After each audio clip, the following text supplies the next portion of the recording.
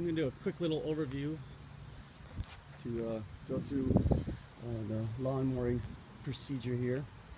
I'm going to have a lock on the shed door, so probably shouldn't be putting this on YouTube, but to the right of that is our shed here. And right on the back side of this post, you'll find the key. So up here, grab the key. I'll shut this off and get an angle from the other side, but it's right under, up and under here, I guess. I don't need to get another angle. You'll find it. So, got the key, and then I'll go open the door. So we'll open the door here, and then you have to kind of push down with your foot here to make this easy to slide. It'll come open otherwise, but it's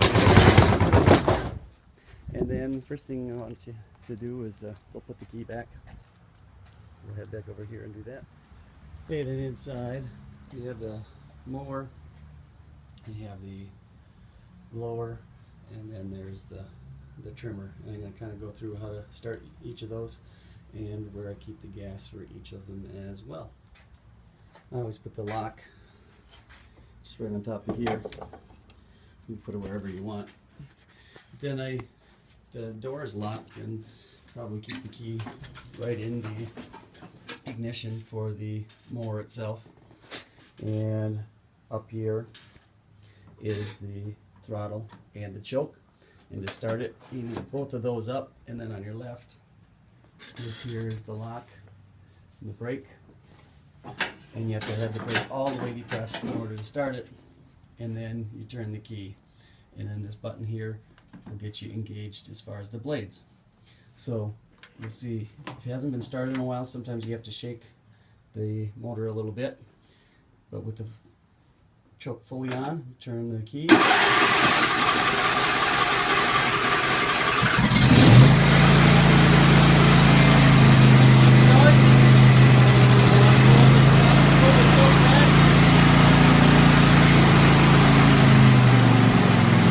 That down so it's a little easier to hear.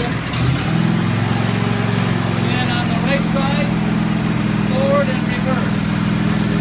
Now you just push backwards on the pedal, forwards on the pedal, and forward and backwards. Now to get out, this step, I like to pull that out over with my hand as I reverse out. It gives you a little bit more room.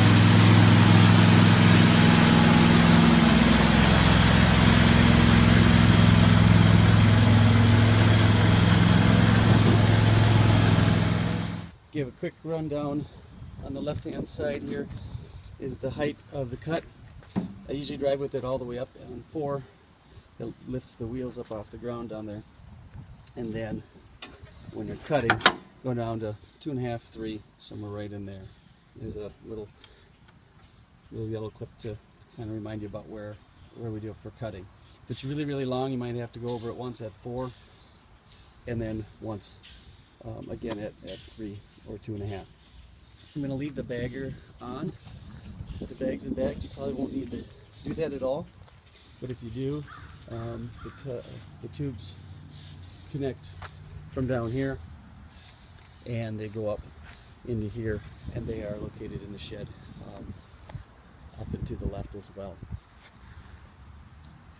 So again, this is the forward and reverse, and if you ever need to push the mower without the tires engaged, there's a little lever right back here that you pull that out, and then it puts it in neutral.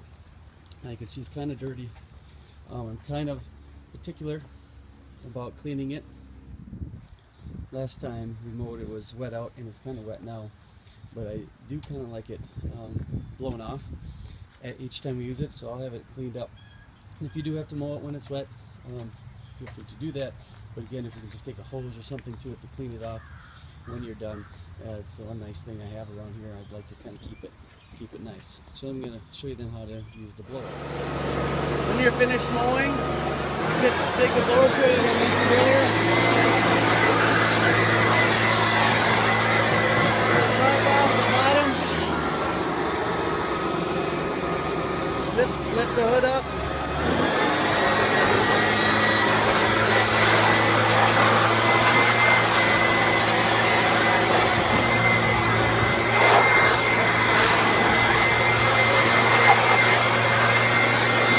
Doesn't need to get spick and span.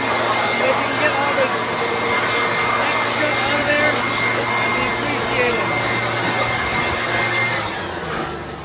To gas up the mower,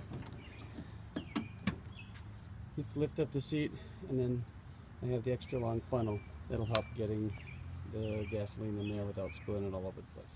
Quick lesson on the blower. It starts really well, usually on second pull, but you do need to follow these instructions here on the side. Biggest thing I've forgotten from time to time is this little switch here. If you don't have that flipped back, it's in the off position, you won't get it started. You see there's a trigger on the front there which allows you to control the wind speed, and then otherwise it's just a backpack you throw on your back, and it works pretty slick. To push more, you'll need to do the back area where we used to house Tuffy, the fenced in area, because the riding lawnmower will not fit back there. This also has starting instructions on it, and it starts pretty well most of the time as well.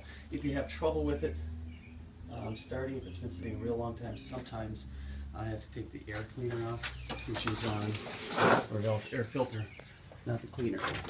This here is the air filter. You unscrew it and just let more air in. Once she starts, then stop it, put it together, and it usually works pretty well. Other than that, it's a pretty new machine, so it runs pretty well. You keep the blower in here and the trimmer.